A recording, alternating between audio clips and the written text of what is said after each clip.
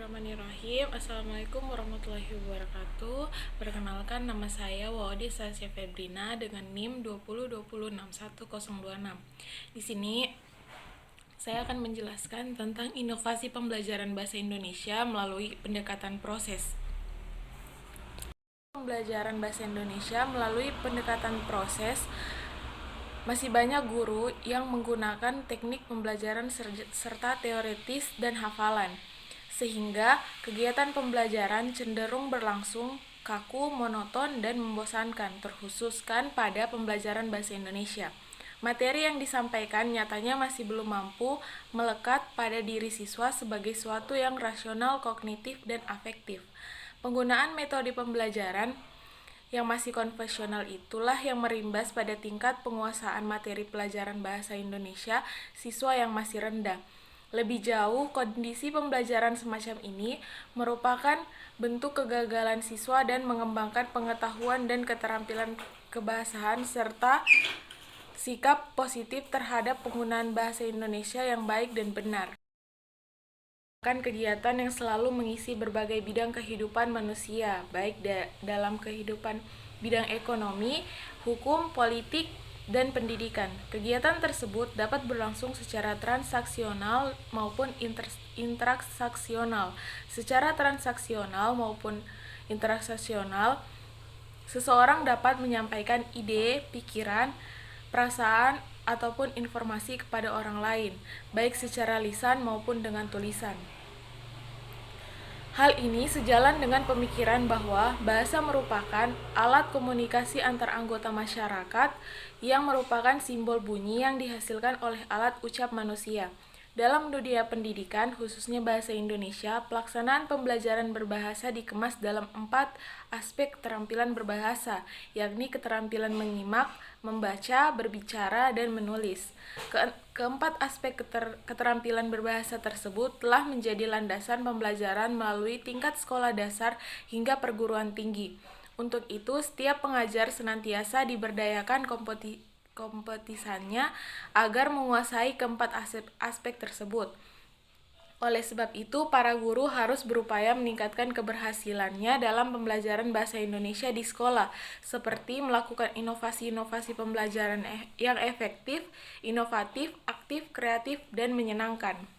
Penerapan kegiatan pembelajaran yang inovatif akan menciptakan atmosfer kelas yang tidak terpasung pada suasana yang kaku dan monoton. Siswa akan lebih banyak diajak berdiskusi, berinteraksi, dan berdialog sehingga mampu mengonstruksi konsep dan kaidah-kaidah keilmuannya sendiri. Juga perlu dibiasakan untuk berbeda pendapat, sehingga mereka akan menjadi sosok cerdas dan kritis, tentu saja secara demokratif tanpa melupakan kaidah-kaidah keilmuan. Penguatan kepada siswa agar tidak terjadi salah konsep yang berbenturan dengan nilai-nilai kebenaran itu sendiri.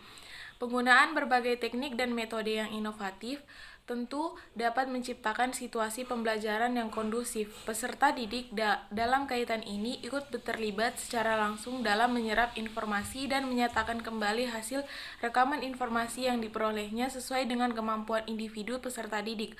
Melalui proses pembelajaran yang dinamis, diharapkan akan tercipta suatu komunikasi lisan antara peserta didik dan peserta didik lainnya, yang terpola melalui keterampilan menyimak, berbicara, membaca, dan menulis sehingga suasana pembelajaran terhindar dari kejenuhan. Penelitian kualitatif deskriptif kepustakaan atau penelitian bibliologis merupakan istilah dengan penelitian non-reaktif karena sepenuhnya hanya mengadakan data-data bersifat teoritis dan dokumentasi yang ada di perpustakaan. Sementara itu, penelitian lapangan mengandalkan data-datanya di lapangan yang diperoleh melalui informasi dan data-data dokumentasi yang berkaitan dengan subjek penelitian. Model pembelajaran membaca. Pembelajaran membaca dapat menggunakan pendekatan proses. Proses yang dimaksud adalah proses membaca. Pembelajaran membaca dengan menggunakan pendekatan proses dapat meningkatkan keterampilan membaca siswa. Menurut hasil penelitian Palmer, antara lain disebut bahwa siswa akan mendapatkan keuntungan jika proses membaca dipergerakan di hadapan siswa.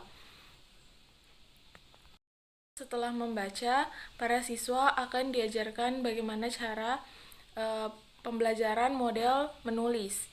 Yang pertama, itu masuk ke pra-menulis, adalah tahap persiapan untuk menulis. Tahap ini sangat penting dan menentukan dalam tahap-tahap menulis selanjutnya. Sebagian besar waktu menulis dihabiskan dalam tahap ini.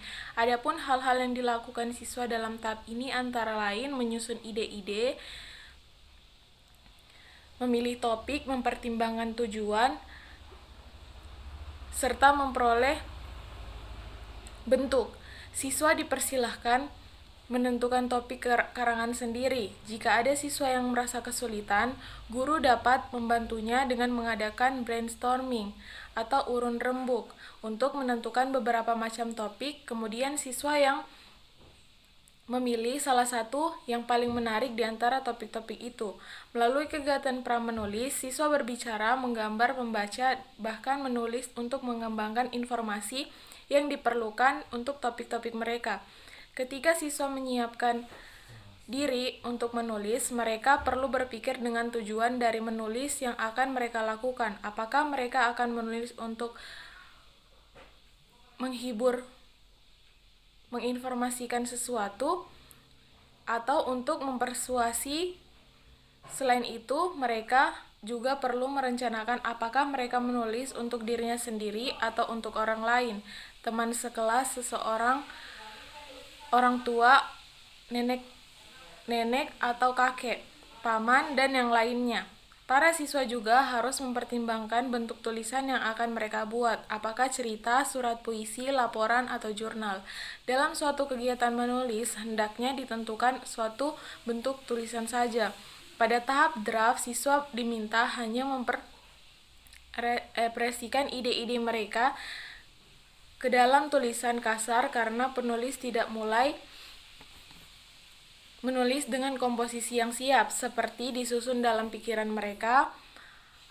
Siswa memulai menulis draft ini dengan ide-ide yang sifatnya tentatif. Pada tahap ini, pembuatan draft ini, waktu lebih difokuskan pada mengeluarkan ide-ide dengan sedikit atau tidak sama sekali memperhatikan pada aspek-aspek teknik menulis, seperti ejaan, penggunaan istilah, atau struktur. Pada tahap merevisi, siswa memperbaiki ide-ide mereka dalam karangan. Merevisi bukanlah membuat karangan menjadi lebih halus, tetapi kegiatan ini lebih berfokus pada penambahan, pengurangan, penghilangan, dan penyusunan kembali isi karangan sesuai dengan kebutuhan itu atau keinginan pembaca. Adapun kegiatan-kegiatan yang dilakukan oleh siswa pada tahap ini adalah membaca ulang seluruh draft, sharing atau berbagai pengalaman tentang draft kasar karangan bersama dengan teman kelompoknya, mengubah atau merevisi tulisan dengan memperhatikan reaksi dan komentar atau masukan dari teman guru. Setelah menyelesaikan draft kasar, siswa memerlukan waktu untuk beristirahat dan menjauhkan diri dari karangan mereka. Setelah itu barulah siswa membaca kembali draft kasar mereka dengan pikiran yang segar. Saat siswa membaca, inilah mereka membuat perubahan seperti menambah, mengurangi, menghilangkan, atau memindahkan bagian-bagian tertentu dalam draft karangan. Bisa juga mereka menandai bagian-bagian yang akan diubah itu dengan memberinya tanda-tanda tertentu atau simbol dengan mengubah garis bawah. Dalam menyunting, siswa membaca cepat karangan untuk menentukan dan menandai kemungkinan kegiatan tulisan yang salah. Guru dapat menunjukkan cara membaca cepat ini, misalnya dengan membaca karangan salah satu siswa. Guru membaca karangan itu dengan lambat dan menandai kemungkinan bagian-bagian karangan yang salah dengan pensil atau pulpen. Dalam kegiatan membaca ini, menandai bagian yang mungkin salah. Siswa dapat menggunakan daftar cek untuk menentukan tipe-tipe kesalahan. Setiap tingkatan kelas siswa dapat menggunakan daftar cek yang berbeda, tergantung tinggi rendahnya kelas siswa. Pada akhirnya, tahap publikasi yang merupakan tahap akhir Menulis siswa mempublikasikan tulisan mereka dalam bentuk yang sesuai dan berbagai bentuk tulisan pembaca yang telah ditentukan.